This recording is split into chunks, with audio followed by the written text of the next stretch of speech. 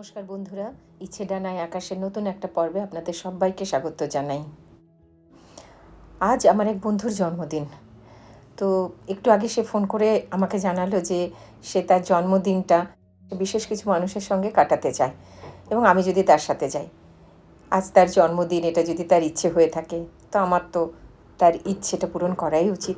তাই জন্য আমি তো রাজি হয়ে গেলাম, আমরা আজকে আশা নিকেতন যাব। তাই তাড়াতাড়ি রান্নাবান্না শুরু করে দিয়েছি। একদিকে উচ্ছে ভাজা চাপিয়ে দিয়েছি, একদিকে এঁচোড়ের তরকারি চাপিয়ে দিয়েছি। এরপর আর একটা গুরুত্বপূর্ণ কাজ বাকি আছে, সেটা হচ্ছে আমার ঘরের ভেতরে যে গাছগুলো জলে বসানো থাকে তাদের জলগুলো আজকে চেঞ্জ করতে হবে। তারপর রেডি হয়ে আমরা বেরোতে পারবো। একটু যদি তাড়াতাড়ি বেরোতে পারি তাহলে ওখানে একটু বেশিক্ষণ সময় কাটাতে পারবো ওদের সাথে। রান্না প্রায় শেষের দিকে। আজ একেবারে বুলেট ট্রেনের গতিতে রান্না শেষ করলাম।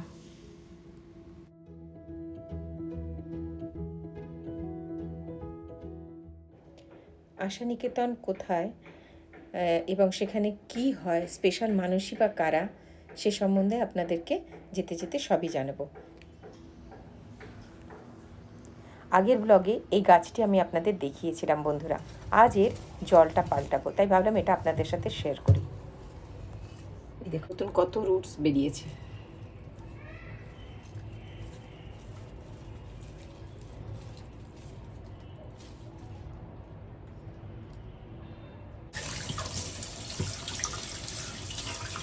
ভালো করে রুটগুলোকে একটু ধুয়ে নিচ্ছি। অনেক সময় কী হয় না, শ্যাওলা জমে যায়, অনেক দিন ধরে জলে থাকে, তো ওই শ্যাওলাগুলোকে একটু বসে বসে ধুয়ে নেওয়া দরকার। পাতাগুলোকেও একটু ধুয়ে নিলাম।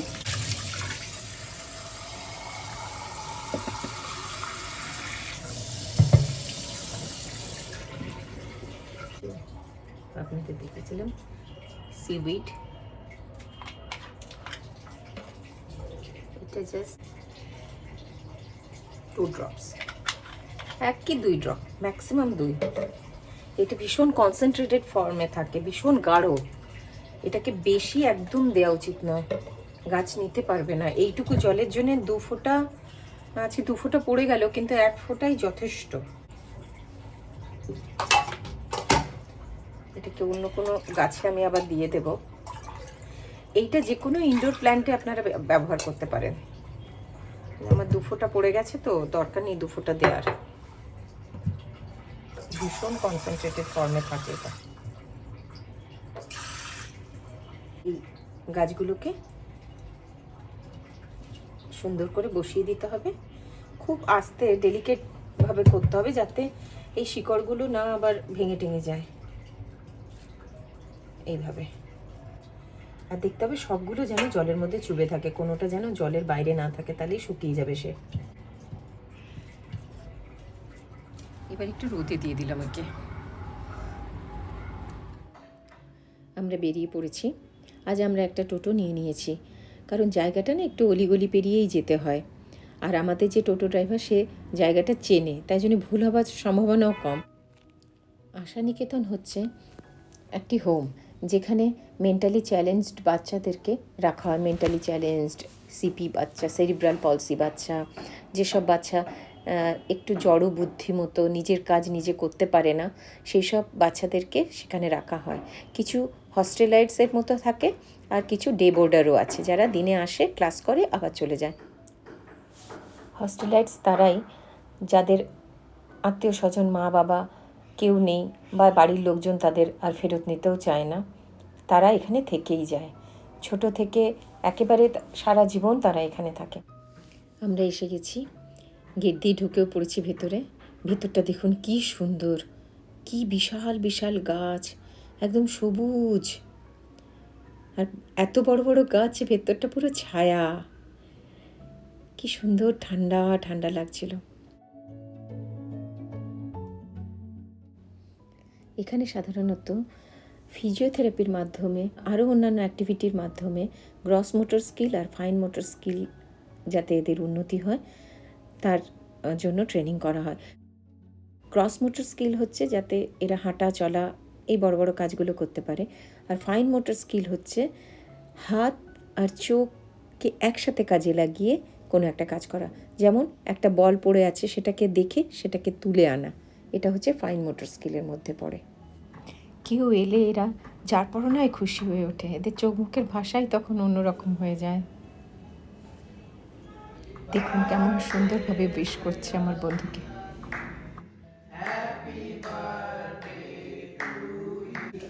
बर्थडे में क्या मिलता है? Gift. Happy birthday to you, happy birthday to you, happy birthday dear Shri,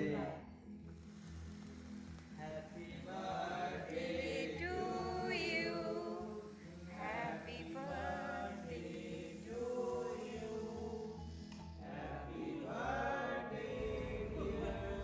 এই বাচ্চাটির নাম মারিও, একটি সিপি চাইল্ড। যখন এসেছিল সে কিছুই করতে পারতো না, কিন্তু এখন হাঁটাচলা করতে পারে, নিজের অনেকটা কাজ সে নিজে করে নিতে পারে।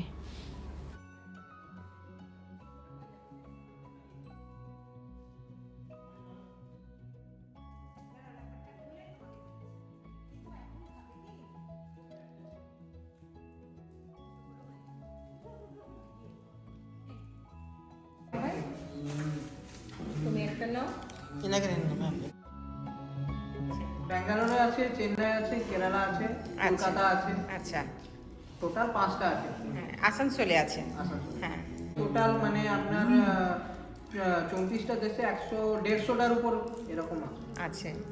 আপনাদের মানে ফান্ড মোটামুটি আপনাদের কোথা থেকে আসে? ফান্ড আমাদের মোটামুটি ওই মানে বিদেশ থেকেই বেশি আসে, তবে লোকাল কিছু কিছু যেমন আপনারা দিচ্ছেন। হ্যাঁ, আচ্ছা আচ্ছা, লোকাল এরকম হবে। লোকাল আছে।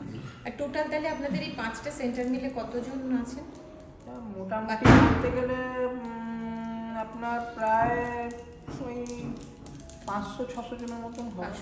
500 জনের মতন হবে, মানে আমি আন্দাজে বললাম। আপনারা কি মানে শুধু মানে মেন্টালি চ্যালেঞ্জড বাচ্চারা নাকি এমনি অনাথ যারা তাদের? না না, শুধু এরা। আচ্ছা আচ্ছা আচ্ছা, এরাই শুধু থাকে। আর এমনি তো ওয়ার্কিং ডেজে তো অনেক জনই থাকে। হ্যাঁ, working day because it is a holiday. আজকে হলিডে, মানডে ওপেন। ওই 9টার মধ্যে আসে, আবার ওই 4:30 টাইমের পর চলে যায়। তো ওটা চলে যায় মানে কোথায় যায়? তাদের বাড়িতে? বাড়িতে চলে যায়। আচ্ছা, এখানে স্কুলের মতো আসে এখানে? হ্যাঁ, যেমন আচ্ছা। একটা ডে কেয়ার আছে সামনে, যেটা একটা ডে কেয়ার। হ্যাঁ। কিছু gross motor, fine motor skill শেখানো হয়। আচ্ছা। মানে যারা 18 বছরের নিচে, এরা মোটামুটি 18 বছরের উপরেই আছে, তবুও মানে এদের কিছু আই হ্যান্ড কোঅর্ডিনেশনের প্রবলেম আছে। ক্যান্ডেল, আমি বাড়িতে নিয়ে গেছিলাম। বা ক্যান্ডেলগুলো কিন্তু ভালো তোমাদের। হ্যাঁ, कैंडल डोलमेट फिनाइल। এবার খাবার সময় হয়েছে। কতখানি এরা নিয়মবদ্ধ বা কতখানি এরা মানে সিস্টেমেটিকভাবে শেখানো হয়েছে যা সেটা মেনে চলে দেখুন। নিজের নিজের নাম লেখা থালাটি চেনে, সেটি নিয়ে এসে, ধোয়া থালা, সেটি নিয়ে এসে আবার বাইরে এখানে কলে ভালো করে ধুয়ে খাবার টেবিলে গিয়ে বসে। এরা কিন্তু কারুর মুখাপেক্ষী নয়, কারুর দয়ার পাত্র নয়। এরা কিন্তু নিজেরা অনেক কিছু করতে পারে, অনেকটাই করতে পারে। ইনি ফ্রান্সিস। ইনি আমাদের ঘুরিয়ে ঘুরিয়ে ওনাদের হোমটা পুরো দেখালেন। এটা এনাদের খাবার জায়গা, এটা কিচেন, কি পরিষ্কার পরিচ্ছন্ন দেখুন, नीट एंड काम क्लीन। करना एक साथ इन लोगों के लिए नहीं, हम उन लोग के साथ हैं। हाँ, We are them, we not with them, with us. We have to learn.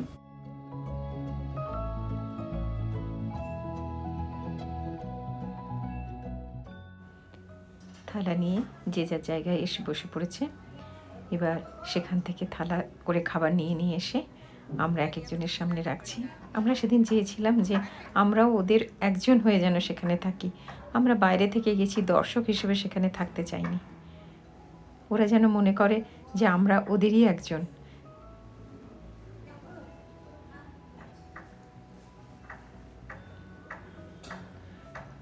ওদের যে আনন্দ ওরা হয়তো ভাষায় প্রকাশ করতে পারছে না, কিন্তু ওদের বডি ল্যাঙ্গুয়েজ, ওদের চোখ মুখের যে একটা উজ্জ্বলতা, সেটা দেখে অনায়াসে আন্দাজ করা যাচ্ছে যে বাইরের কেউ এলে এরা কী পরিমাণ খুশি হয়।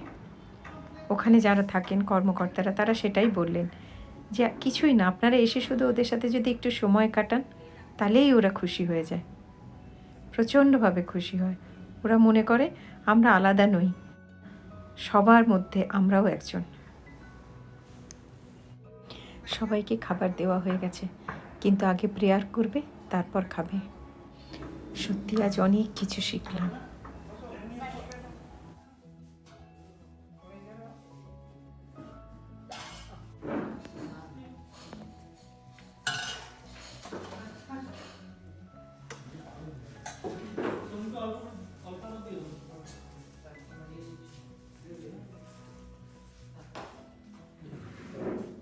সোম নাও, থ্যাংক ইউ বলো। শোন, থ্যাংক ইউ বলো। ওয়েলকাম।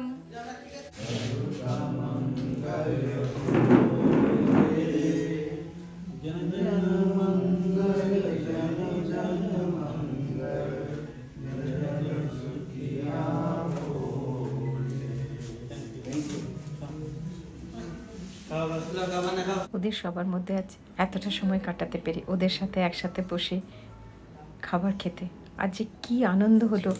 শুধু তো মানে মানে কি বলবো, আইকিউ থেকে তো হয় না, না। তার ফিজিক্যাল কন্ডিশন কি আছে, ফাইন্স মোটর স্কিলস বা গ্রস মোটর স্কিল কতটা কি আছে, সেই হিসাবে করা। অনেক সময় কী হয় জানেন তো, অনেকের মানে বোঝার মানে ক্ষমতাটা অনেক হাই লেভেলে থাকে, কিন্তু হয়তো করার ক্ষেত্রে ফিজিক্যালিভাবে করতে পারছে। যেমন মারিয়া ধরুন মানে যখন এখানে এসেছিলো তখন করলো সিপি ছিল, মানে সেলফেল পলিসি ছিল, সেখানে আমরা ফিজিওথেরাপিস্ট দিয়ে তখন হাঁটতে পারতো না, কিন্তু এখন হাঁটতে পারছে।